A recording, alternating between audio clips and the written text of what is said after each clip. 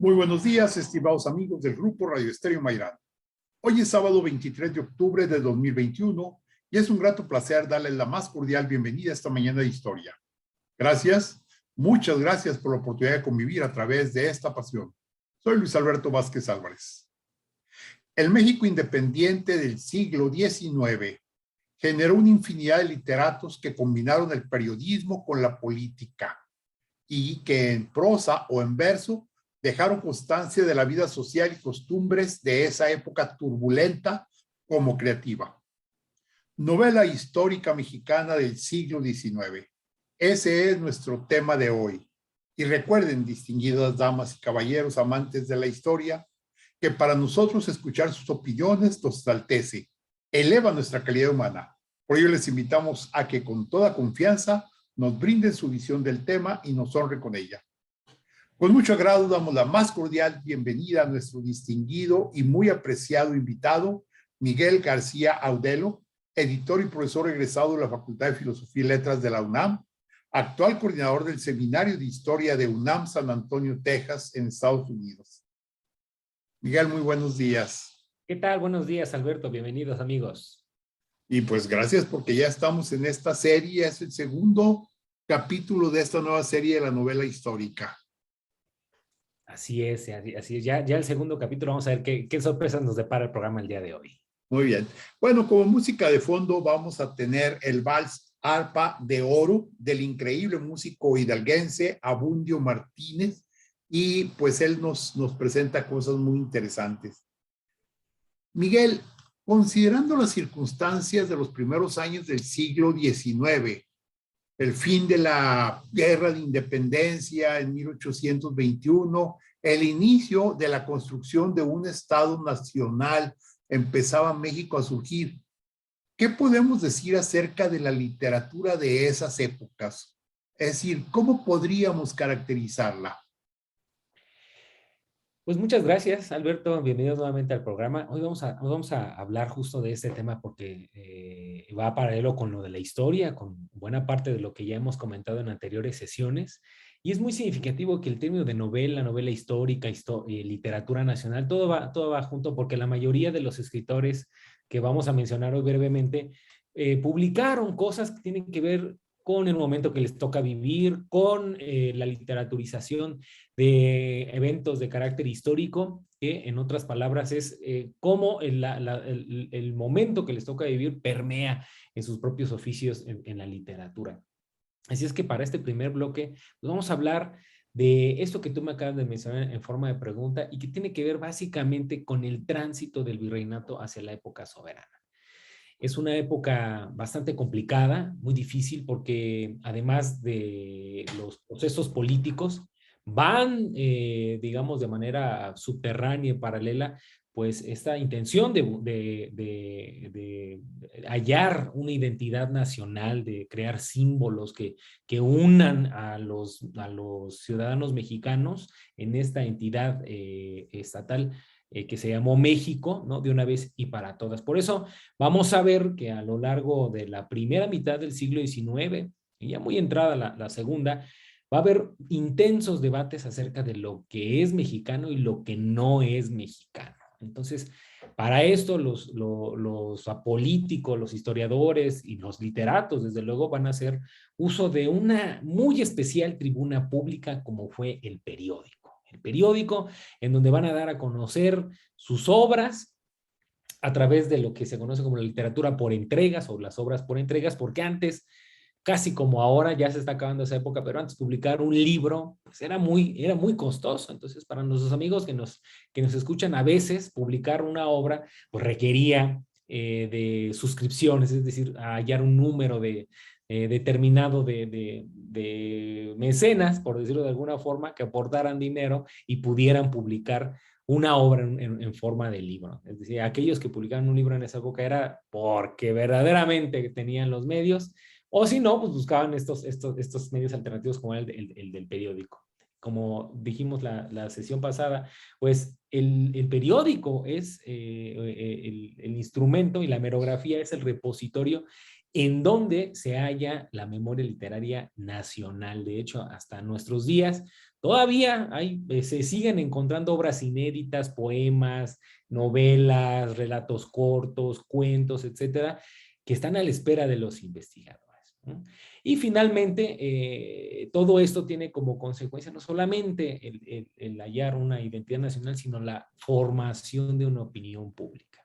Recuerden ustedes que durante el virreinato no existía eso, había debates, sí, pero no tan candentes como los que generaron los intercambios políticos, porque sencillamente se estaba creando un Estado nacional. Entonces era casi inevitable que el debate se fuera perfilando hacia esta formación, sí, de una opinión pública, pero también el de colocarse de un lado o de otro según el bando que estuviera peleando en ese momento. Yo creo que el que representaría de la mejor forma el primer tercio del siglo XIX es sin duda alguna José Joaquín Fernández de Lizardi. Alberto, tú estarás de acuerdo en que este personaje famoso y probablemente un genio de la literatura hispanoamericana, ya no nacional, sino hispanoamericana, pues puede bien personalizar esta época llena de cambios. José Joaquín Fernández de Lizardi, que nace en el último cuarto del siglo XVIII, pues le toca convivir con la obra, ya no con los personajes, pero con la obra pues, de poetas tan importantes como los que produjo la Compañía de Jesús, quizá Rafael Landívar sea un muy buen ejemplo, pero también es coetáneo de otros como José Mariano Beristán y Sousa, este que les había contado que se había muerto de un coraje cuando estaba echándose un sermón en la Catedral Metropolitana de la Ciudad de México, bueno, que también se distinguió, además de ser un gran bibliógrafo, un excelente poeta. ¿Y qué decir de otro individuo como Fray Manuel Martínez de Navarrete, que ya no le toca vivir la independencia, pero cuyas obras, sus poesías, fueron muy apreciadas durante las primeras décadas del siglo XIX. Pero este individuo, José Joaquín Fernández de Lizardi, encarna muy bien lo que estaba ocurriendo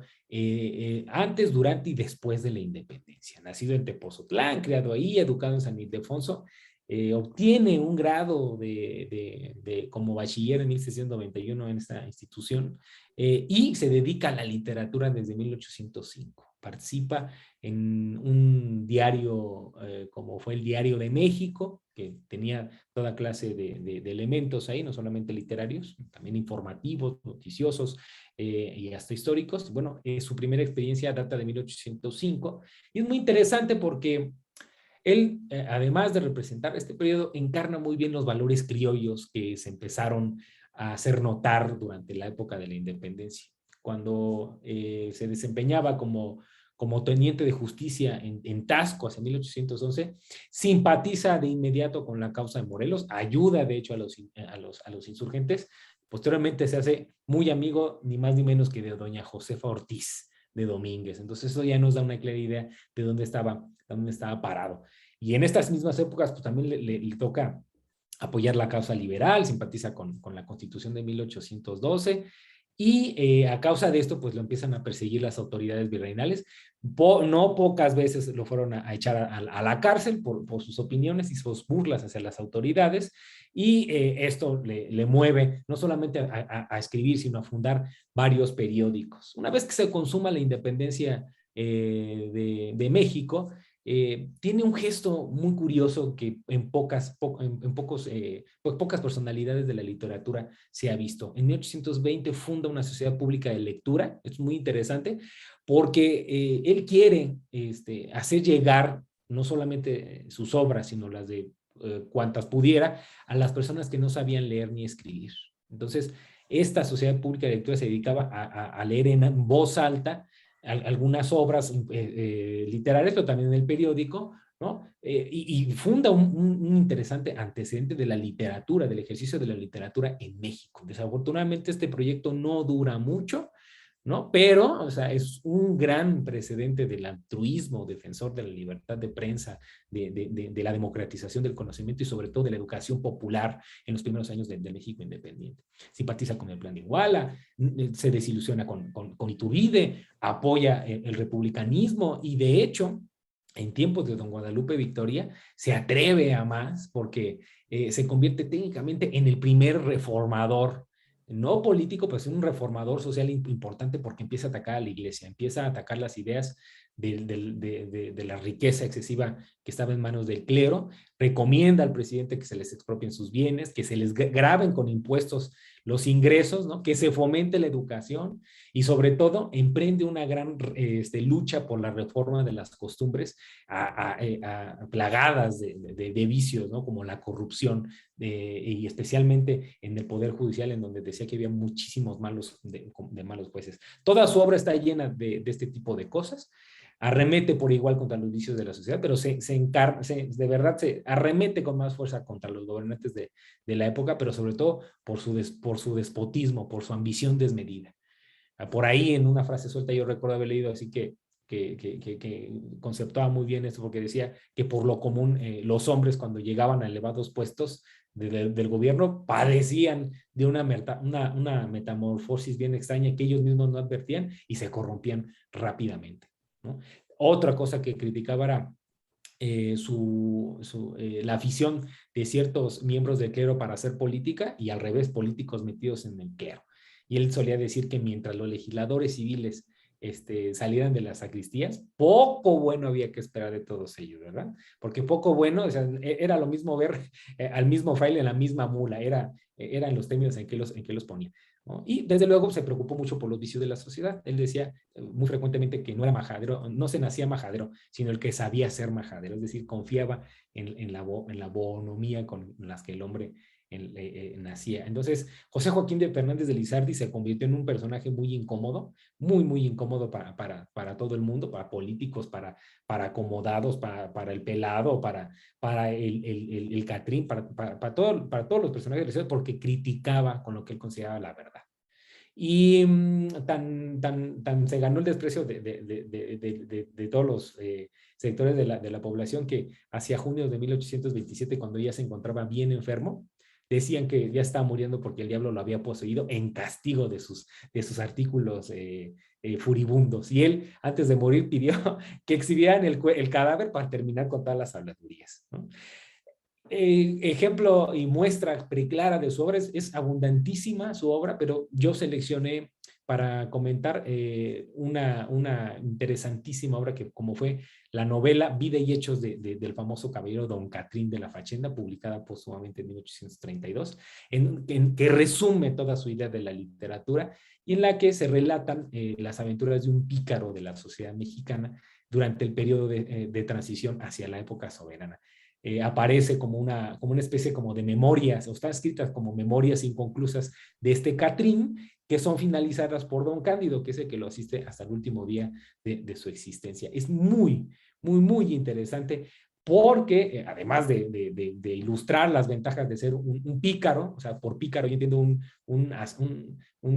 listillo, ¿verdad? Un holgazán que vive de los demás, un parásito que vive también en medio solamente de las apariencias. También critica los vicios que permiten que personajes de esta naturaleza imperen con cada vez más frecuencia en la sociedad mexicana de entonces, de manera que Don Catrín de la Fachenda, pues sí, ataca la imagen de los que vivían de los demás, de los que vivían de las apariencias, de los políticos que con su corrupción hacían que se fomentara un estado de descomposición social, ¿no? Es una obra que sin duda refleja muy bien el contenido, el ambiente histórico de la época que le tocó vivir a don José Joaquín Fernández de Lizardi. Desde luego, todas sus obras son recomendables, pero esta de la vida y obra de don Catrín de la Fachenda se la recomiendo muchísimo para que tengan una idea muy exacta, muy prístina, muy colorida del México de finales de los años 20 y principios de los años 30.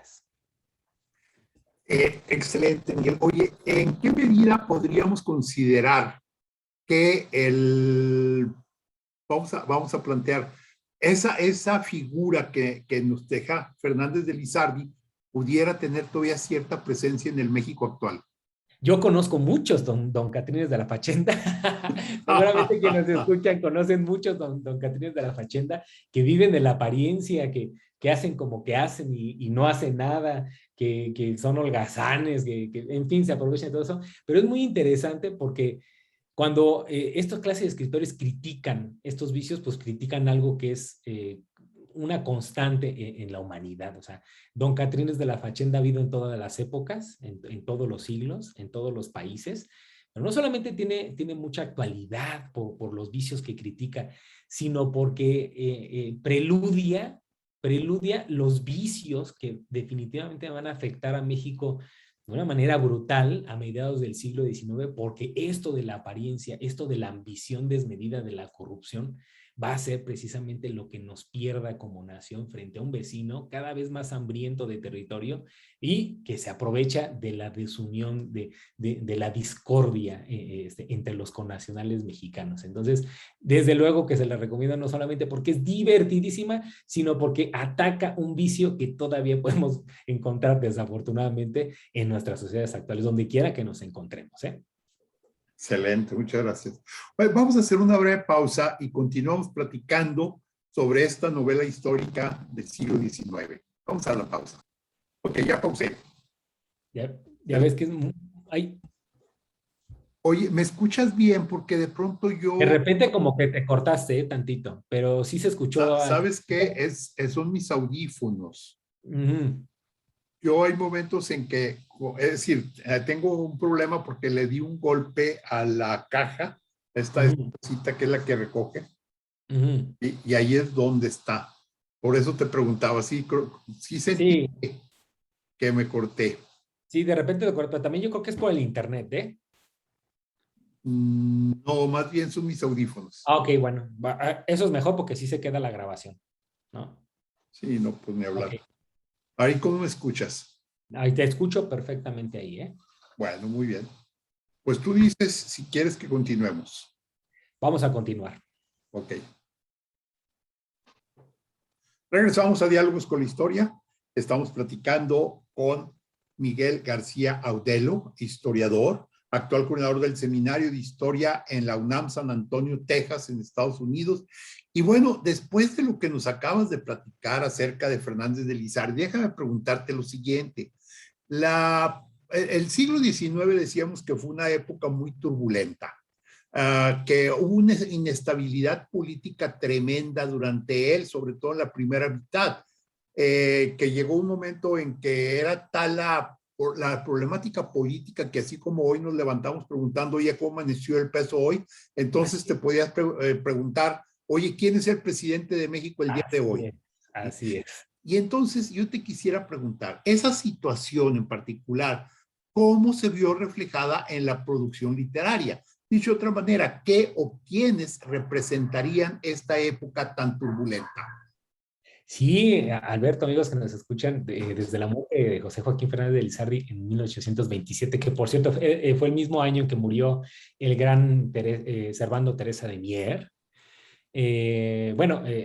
Pues vamos a tener 4 décadas de constante agitación política que realmente es muy difícil a veces de narrar y de sintetizar en un espacio muy pequeño, tal como este programa o incluso en un capítulo de un libro, por la cantidad de situaciones que hay afuera y adentro del país.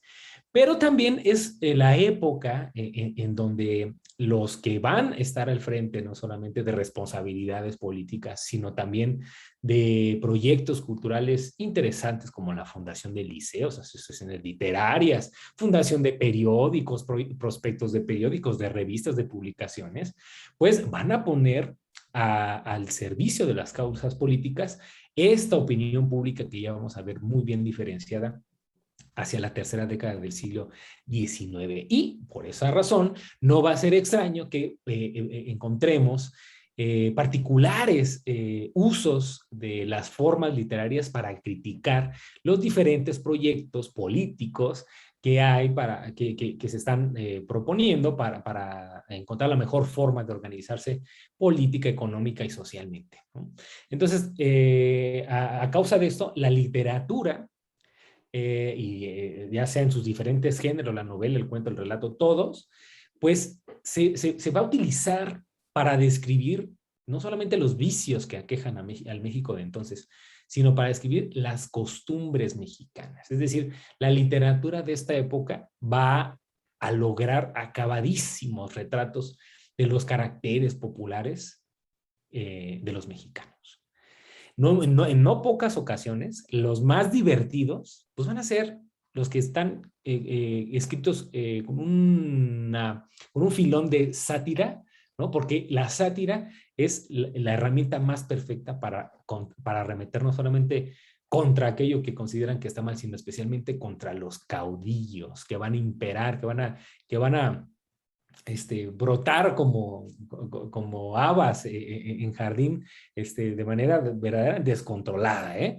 Los caudillos, no solamente en la historia de México, sino en América Latina, van a brotar, bueno, va a haber hasta para aventar para arriba, ¿no? Aquí en México el más popular, por decirlo de alguna forma, el más polémico es Antonio López de Santana, pero pueden estar seguros que en Perú y especialmente en Argentina tienen sus propios Santanas, ¿eh? O sea, están a la orden del día. Entonces, yo creo que de entre toda la nómina que hay de escritores de este segundo cuarto del siglo, hay uno en especial que me gusta mucho y de verdad es uno de mis favoritos, sin menospreciar a todos aquellos que protagonizan este cambio de generación, ¿no? Que son supervivientes de la Nueva España, pero que ya son mexicanos. ¿A quién me refiero? Pues a personajes como Manuel Eduardo de Gorostiza, a Manuel Carpio, al divertidísimo José Justo Gómez de la Cortina, a José Joaquín Pesado, a José Ramón Pacheco, a José María Lacunza. O sea, hay muchos escritores que protagonizan este cambio, como digo, de generación, de la Nueva España hacia el México independiente, pero sin duda el que de verdad les va a encantar leer es a Juan Bautista Morales. Él nació a finales de la década de los 80 del siglo XVIII y se murió un poquito antes de la promulgación de la Constitución de 1857, es decir, le toca lo más granado, o sea, le tocan los periodos quizá más violentos de la historia de México, la independencia, el primer imperio, todas las repúblicas que hay, hasta el Congreso de 1856-57 y la promulgación de la correspondiente Constitución. Es un individuo interesantísimo, Juan Bautista Morales, y es uno de los representantes más genuinos pues, de la literatura guanajuatense, porque nació en Guanajuato, pero de la literatura mexicana del siglo XIX. Si tuviéramos la necesidad de resumir la literatura de esta época, o sea, Morales es el candidato idóneo. Él se desempeñó, sí, como escritor, pero era más conocido también por sus labores como abogado y político, ¿no? Oficios que aprendió, por decirlo de alguna forma, por su formación en San Ildefonso, pero sobre todo por su residencia en la Ciudad de México. Apoyó desde luego la independencia, fue un gran simpatizante del Plan de Iguala, al igual que José Joaquín Fernández de Lizardi, y también como él luchó contra Iturbide porque consideraba que se había convertido precisamente en eso, que lo había llevado a la lucha. Esto nos recuerda una vez más lo que ya habíamos dicho en anteriores programas de que la independencia, acuérdate, Alberto, que la independencia era una especie como de acuerdo político, no era realmente una consumación, o sea, fue una cosa de arreglo en las cúpulas y Iturbide, al decir de Lizardi y de Morales, representaba muy bien estos acuerdos de las cúpulas. Entonces, una vez más se queda constatada tu visión que tienes sobre la consumación de la independencia. Fue también notable por su desempeño político, es decir, la literatura que va a producir Bautista Morales es reflejo fiel de su desempeño como político. Él fue constituyente del 23 y firmó la Constitución de 1824 y al mismo tiempo se desempeñó, pues recuerdo como catedrático de Derecho Canónico, asunto que les interesaba mucho por las consecuencias que tendría en las nuevas formas de organización del país. E incluso esta sapiencia en las cosas de leyes pues lo llevó a ser ni más ni menos que presidente de la Suprema Corte de Justicia. Él se conducía en política de manera muy poco habitual porque le ganaba su honestidad. Era de esos políticos que ya quisiéramos tener en abundancia. Juan Bautista Morales fue un político sin mancha. Y pues a que no adivinan de quién se ganó la enemistad, de Antonio López de Santana, que ya para los 30, para la segunda mitad de la década de los años 30, pues ya tenía un gran poder, ¿no? Y Juan Bautista Morales no perdió oportunidad de criticar la desmedida ambición con la que, en su opinión, se conducía Santana. Y de hecho, por esta razón, era visitante, era asiduo visitante de las cárceles de la Ciudad de México, porque Santana le tenía un coraje tremendo a Juan Bautista Morales, que lo hizo casi ya residente, cliente frecuente de las cárceles de la Ciudad de México. De hecho, una vez se enojó tanto por alguna opinión que llegó a escribir en un periódico, que Santana lo mandó llamar a Palacio Nacional para amonestarlo, reconvenirlo y advertirle de lo peligroso que era escribir como escribía. Y entonces la leyenda cuenta, contada por Guillermo Prieto, que Morales escuchó en silencio el regaño, ¿no? Sin decirle nada. Y luego ya cuando terminó de hablar Santana, le dijo algo así, más o menos palabras. Y yo de seguir escribiendo así como es, hasta hoy escrito. Y tenga usted muy presente que cuando comencé esta tarea de escribir, me convencí de que en lo que más podía parar era en 4 velas y un petate. Ese era un tipo valiente y su valentía se lo dijo en su cara a Santana, O sea, yo no creo que hubiera muchas personas que se atrevieran a decirle a Santana en su cara que no iba a dejar de criticarlo nomás porque lo había regañado, ni más ni menos que el presidente de la República. Entonces ya se imaginarán a dónde fue a parar después de que le dijo esto en su cara a Santana, ¿verdad? Bueno, en fin, después de esto, pues cuando tenía oportunidad de salir de la cárcel, pues de verdad tuvo una vida política muy, muy activa, andaba por todos lados a pesar de su constitución, era pequeñito, delgado, fino, era bien dicharachero, le encantaba hacer bromas vulgares y bueno, así como era buen escritor y buen anfitrión, también le daba mucho por la caridad. Y su obra, de la cual vamos a hablar en un momento, pues la podemos encontrar en muchos periódicos, regada en muchos periódicos, en gacetas, en periódicos como El Siglo XIX, en El Demócrata, en El Monitor Republicano, en el semanario, hasta en el semanario judicial que publicaba la Suprema Corte. Ahí podemos encontrar sus obras. Y de verdad, cuando uno ve en conjunto sus obras, como decía Mauricio Magdaleno en algunos prólogos de algunas de sus obras, lo que escribió era de lo más garrudo, de lo más fibroso que produjo la primera mitad del siglo XIX, en contra del deshonor nacional, ¿no? Porque demostró que lo que criticaba estaba bien criticado. ¿Y qué criticaba?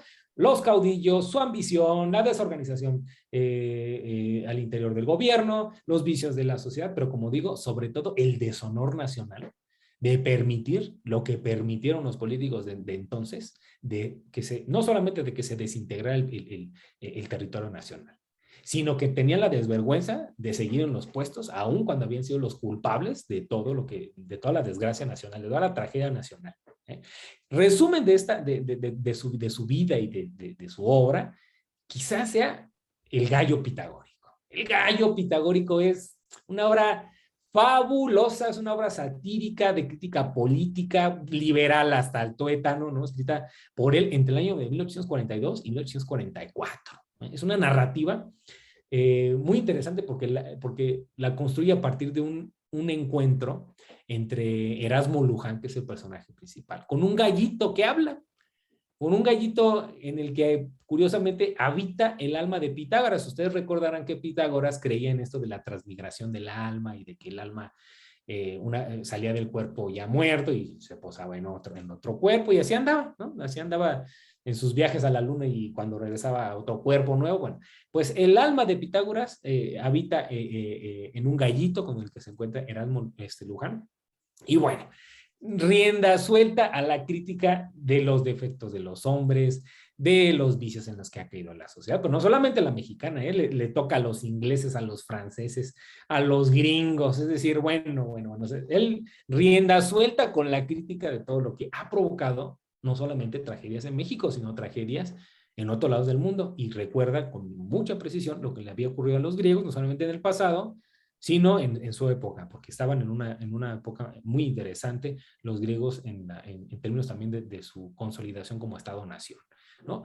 Y como era de esperarse, en alguna parte de los 6 capítulos o de los 6 apartados en que está compuesta esta gran novelita, ¿no? se arremete en contra de los dirigentes militares, de los congresistas, de los jueces, pero especialmente en contra del despilfarro de la administración de Antonio López de Santana y de la Junta de Notables de 1843, que había promulgado una serie de leyes que situaban a México en un estado centralista y con lo que todos ustedes ya saben, ¿no? Y se burla a carcajadas del presidente Santana y sus fallidos intentos militares, de su pata cortada, bueno, es una obra divertidísima que les recomiendo, consulten cuando puedan, la pueden encontrar disponible en librerías, en internet, hasta gratuita en PDF. Entonces, El Gallo Pitagórico es el resumen del estado que guardaba la producción literaria nacional a mediados del siglo XIX y un muy buen precedente de lo que va a venir después. Ay, qué interesante. Lástima que él no tuvo oportunidad de utilizar amparos, ¿no? Como le No, no, porque el juicio de amparos fue un invento. Sí. Pues en realidad podemos decir que eran muy valientes al escribir, porque además el único medio que podían utilizar era la prensa, ¿no? Solamente estaba el periódico, no había nada más. No, por supuesto que no. La prensa era lo único que estaba disponible. Su nombre casi siempre era oculto en seudónimos, bueno, pero nunca faltaba el soplón, pero de verdad, o sea, escribir en esta época era toda una proeza por lo que significaba atacar a gente tan poderosa como Antonio López de Santana, que podía decidir su suerte en un santiamén, ¿verdad? Entonces, para escribir en esta época se necesitaba no solamente estilo, mucho estilo y genialidad, sino mucho valor, ¿eh? Mucho valor que ya quisieran muchos escritores tener en esta época. Que además los dictadores como Santana o como él, todos ellos, no se tocaban el corazón para mandar a matar a una persona. No, claro que no. No, al contrario, mucho gozo y placer tenían en ir a votar a los escritores y a los críticos de sus gobiernos a las cárceles, a las mazmorras, que como digo, fueron clientes frecuentes de estos lugares. Sí, definitivamente. Que además, pues ahí no contaban los días en que te llevaban a la mazmorra, que en particular era donde te refundían en lo más profundo de las cárceles y eran los lugares más terribles. Así No, es. bueno, pues fue una historia de literatos muy valientes de esa época. Vamos a hacer una breve pausa, Miguel, y continuamos platicando sobre todo esto de la novela histórica del siglo XIX. Vamos a la pausa. Regresamos a Diálogos con la Historia. Estamos platicando con Miguel García Audelo, historiador de la UNAM y además es coordinador del Seminario de Historia UNAM San Antonio, Texas. Y bueno, Miguel, una vez que ya se ha consolidado el Estado Nacional, se prevalece cierta estabilidad ya finalmente. Y esto produjo lógicamente un ambiente distinto para la producción literaria del último cuarto del siglo XIX. Es decir, ya hay un poco de tranquilidad, vamos a hablar de una paz especial. ¿Quiénes llevaron a cabo toda esta obra? ¿Y cuál era el estado que se guardaba en este último cuarto del siglo XIX?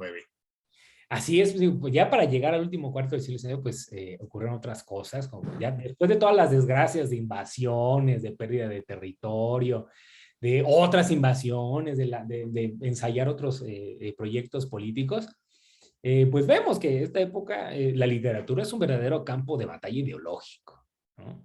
Hay intercambio no ya entre centralistas y federalistas, sino ya entre conservadores y liberales que están luchando por imponerse uno sobre el otro. Y llega a tal grado la situación pues que la lucha pasa de las armas de las letras a las armas. De las letras a las armas, viene la Constitución del 57, la guerra de reforma, el triunfo momentáneo de los liberales y la respuesta de los conservadores, que termina con el Segundo Imperio, que termina también por desintegrarse y triunfar la República de manera definitiva. Entonces, cuando llegamos a este punto, pues ya son los años 60, 67, principios de los 70, pues la literatura empieza a conformar programas ideológicos. Eso es muy interesante porque investigadoras tan destacadas de la literatura del siglo XIX como Belén Clark de Lara o el recientemente desaparecido Fernando Curiel, pues hablaban de que en México no había propiamente corrientes literarias como las que surgieron en Europa. Si se han dado cuenta, hasta este momento no hemos hablado ni del romanticismo, ni del realismo, ni del naturalismo, ni del neoclasicismo, nada de eso, porque a diferencia de Europa, que se sucedieron una tras otra, es decir, el clasicismo dio lugar al romanticismo, el romanticismo al realismo y el realismo también al naturalismo y otras expresiones. En México se dieron todas al mismo tiempo. Y por eso para estudiar la literatura del siglo XIX a veces es mucho más conveniente hablar de constelaciones, por decirlo de alguna forma, que de corrientes literarias mexicanas. Esto sirve para ejemplificar muy bien que hacia el final del siglo XIX, pues ya hay un programa bastante definido en términos de liberalismo que va a imponer o que va a difundir lo que piensa acerca no solamente de la administración pública y de la forma de dirigirse políticamente entre ellos, sino también de la forma de hacer literatura. De manera que va a ser un ambiente en donde va a haber destacadísimos representantes de la literatura mexicana, no solo del 19, son nombres que llegan hasta el día de hoy. Y por quien entiende esto, pues, pienso en Ignacio Ramírez, ¿no? En José María Roa Bárcena, en Francisco Zarco, el gran Francisco Zarco, en José Tomás de Cuéllar, el inmenso Vicente Riva Palacio, en Ignacio Manuel Altamirano y el tristemente célebre por haber muerto tan joven Juan Díaz de Covarrubias. Es decir, pero hay muchísimos escritores. Esto, yo los agarro porque son, como digo, representantes genuinos de una forma especial de hacer literatura que nos legaron obras bien interesantes. Por ejemplo, de este último de Vicente Riva Palacio, pues tenemos a él sí haciendo novela histórica, con obras como Los Piratas del Golfo de 1869 o Monja Casada, Virgen y Mártir de 1868, Calvario y Tabor del mismo año, Memorias de un impostor que habla de la historia de Guillén de Lampart que quiso independizar México en el siglo XVII, ¿no? En fin, tenemos muchísimas, de José Tomás de Cuéllar y su linterna mágica, es decir, es él que escribe su obra entre un nacionalismo de rancio abolengo y una preclara modernidad, ¿no? Es decir, representante genuino de lo que está viendo en su momento, pero no solamente de estos dos que son liberales, sino también de otros individuos que están en el lado conservador, como Manuel Paino, que sirve al imperio, ¿no? Y que también sirve como ministro en la época liberal. Pues él tiene obras tan deliciosas y tan extensas como El Fistol del Diablo, ¿no? Los Bandidos del Río Frío, que de hecho él confiesa que las escribe porque está aburrido en su embajada, ¿no? Pero lo hace como una especie como de memorias de lo que él vivió, del México que le tocó vivir ya estando lejos, ¿no?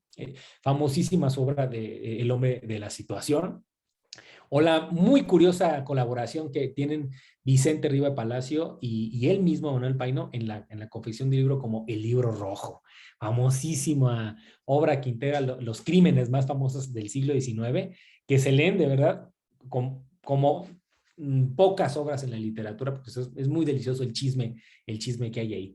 Pero en esta playa de grandes literatos, pues yo creo que hay uno que sí también podría resumir muy bien la novela, la literatura y los géneros de la literatura, porque en sí mismo ejercitó todos los géneros habidos y por haber en la literatura nacional mexicana. Novela, cuento, poesía, fábulas, artículo periodístico de opinión, historia nacional. O sea, escribió de todo este individuo. ¿A quién me refiero? Pues ni más ni menos que a don Guillermo Prieto. Guillermo Prieto, que nació en 1818, es sin duda el representante pues de una parte muy interesante del liberalismo mexicano, pero también de la literatura nacional que se produce antes, durante y después del triunfo como digo, del liberalismo. Es un individuo muy interesante porque es acogido a muy temprana edad por un héroe de la independencia. Él nace, como digo, a finales de la lucha por la independencia, vive con su mamá, pierde a su padre a los 13 años y es acogido por Andrés Quintana Roo. El que andaba con Morelos se convirtió en su benefactor y de hecho lo alienta, lo cuida, ¿no?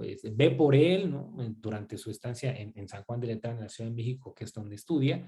Y este filo liberal lo va a conservar a tal grado que se convierte en secretario de muy buena gana de don Valentín Gómez Farías o de don Valentín Gómez Furias, el presidente de las reformas liberales del 57, pero también de otros individuos que pues, no pasaron precisamente por sus buenas maneras y sus virtudes políticas a la historia, como fue Anastasio Bustamante. Estos individuos como Lizardi, como Morales, pues además de que tienen un muy buen estilo y una muy buena disposición para escribir, pues tienen mucha valentía porque empieza a publicar a diestra y siniestra en los periódicos habidos y por haber en la Ciudad de México, en el Museo Mexicano, en el Monitor Republicano, en el Ateneo Mexicano. Y también, al igual que ellos, tiene una vena de crítica muy tremenda y en 1845, en pleno santanismo, funda un periódico que se llama Don Simplicio. Un periódico bien raro, alguna vez tuve la oportunidad de editarlo, luego les doy los datos, pues un periódico divertidísimo que trae caricaturas, rimas, toda clase de bromas en contra de los caudillos, ¿no? Su nacionalismo jamás se puso en duda, combatió a los norteamericanos, se peleó con Santana, siempre estuvo en contra de él, apoyó su caída, el plan de Ayutla, estuvo al lado de Juan Álvarez y fue congresista de 1857, ni más ni menos. Es decir, estamos ante un liberal de pura cepa. Apoyó la causa juarista hasta donde pudo y de hecho en este itinerario de la República que encarnó Juárez, a él le salva la vida en el 61, si mal recuerdo, en la ciudad de Guadalajara, cuando se pone en medio del pelotón que había ingresado hasta los aposentos en donde estaba Juárez, para decir los valientes no asesinan ante el pelotón del conservador Filomeno Bravo. Y aunque le había salvado la vida, créanme que Guillermo Prieto nunca estuvo de acuerdo en todo lo que decía. De hecho, en el 66, cuando la causa liberal estaba prácticamente perdida y no se veían así como muchos visos de que la República iba a triunfar, apoyó la idea de que Juárez renunciara a la presidencia y apoyó también a Jesús González para sucederlo como presidente. Esto no le cayó nada bien a Juárez y de hecho provocó su exilio en Estados Unidos. Pero cuando regresó, también se pronunció en contra del Lerdo de Tejada y apoyó un gobierno un poco más legalista, coherente, razonable como el de José María Iglesias. No estuvo a favor de la violencia provocada por la revolución de 1876 provocada por Porfirio Díaz, pero aprobó de buena gana sus consecuencias. Y de hecho, durante el porfiriato, se desempeñó como diputado de 1880 a 1896, lo cual nos quiere decir que estuvo de acuerdo en lo general con Porfirio Díaz y gozó de la paz porfiriana que le tocó hasta 1896, como digo, que es el año de su muerte, muere un año después. Corrijo, murió un año después, ya viejito, se retira de la vida política y muere un año después en el 97. Cronista, poeta de su siglo, sin duda sus obras resultan un documento valioso para la historia y la literatura nacionales porque ofrecen un testimonio de un hombre de letras del siglo XIX, consciente no solamente de su misión de construir y organizar al nuevo Estado mexicano, sino de fortalecer su tradición literaria. Hay muchas obras que les puedo recomendar de él. Producto de este exilio, por ejemplo, está sus memorias que tiene, ¿verdad? Pero también están los viajes de orden suprema de 1857, las memorias del viaje hacia Estados Unidos del 78. Todos sus versos son recomendables. Su famosísima compilación de poemas que, como son los de la música callejera del 83 o el Gran Romancero Nacional del 85, y desde luego leer como testimonio de toda una época las memorias de mis tiempos, publicadas 9 años después de su muerte, que son de verdad un gran testimonio acerca del contexto sociohistórico y político mexicano. Podríamos hablar mucho de sus obras, pero yo nada más me voy a referir a algo que tiene que ver con el último tramo de su vida. En 1893 caen en sus manos una especie como de manual y de lecciones sobre historia nacional. Están escritas por un profesor extranjero, europeo, si no me recuerdo era danés, Enrique Rebsamen, y cuando las lee, no como Beristán y Sousa que le llegó al soponcio, pero cuando las lee, cuando lee el manual de Rebsamen, pues se enciende el asunto, porque Enrique Rebsamen decía que para enseñar la historia y la literatura había que ser lo más objetivos posibles. Esto hoy no nos causa mayor alarma, porque en aras de la objetividad hay que enseñar lo más críticamente posible el pasado. Pero en términos de lo que se ha producido de literatura y de historia, Guillermo Prieto no estaba de acuerdo. Cuando lee esta serie de artículos y de propuestas de Rebsamen, entra en cólera y dice, nosotros no podemos enseñar la historia como dice Enrique Rebsamen, porque hay que llamar a las cosas por su nombre. Y a los conservadores, y a los hijos de los conservadores, y a todos los que participaron en esta gran traición que provocó la tragedia nacional, pues hay que llamarle como los que son traidores. Y nada de que objetividad, no, hay que contar la historia, sí con cierto ardor, pero especialmente con amor a la patria. Y producto de esto es que publica sus lecciones de historia patria, que disfraza así de manera muy, muy particular, porque supuestamente están escritas para los alumnos del colegio militar, pero en realidad están escritas para todos los niños mexicanos que se van a acercar a la historia nacional, ¿no? Ya a partir de la última década del siglo XIX, en la cual pues hace un balance de lo que había ocurrido en su último siglo, pero más bien en el primer siglo de historia patria, pero también lo que a él le tocó vivir. Y estas lecciones de historia patria pues dan cuenta pues de lo que vivió Fernández de Lizardi, de lo que criticó Juan Bautista Morales y lo que él mismo le tocó experimentar en carne propia a lo largo de los años 60, 70 y 80 como un mexicano que ya está consciente de la importancia que es hablar con lo que él considera la verdad de lo que ocurrió.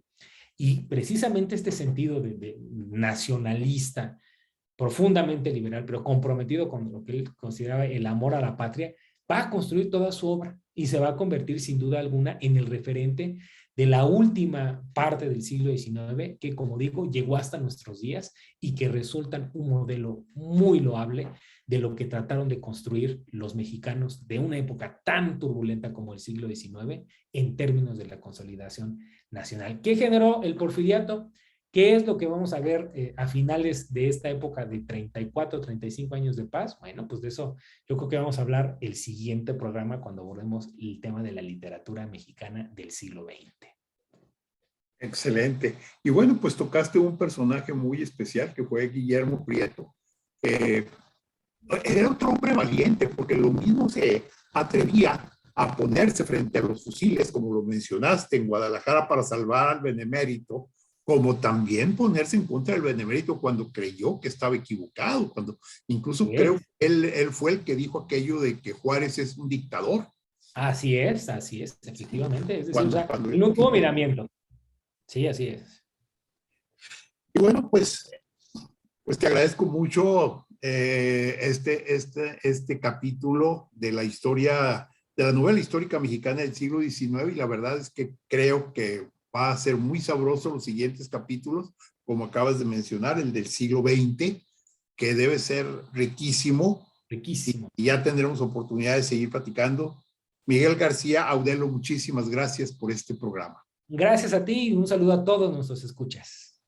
Muchas gracias a mi compañera Claudia Martínez Martel, la coordinación general, a Roberto Ríos en la grabación de este programa, y a ustedes, estimadas amigas, amigos, los esperamos el próximo sábado 30 de octubre. Ya nos dijo Miguel García Audelo el tema y novela histórica del siglo XX en México. Muchas gracias, muy buenos días, muy feliz fin de semana.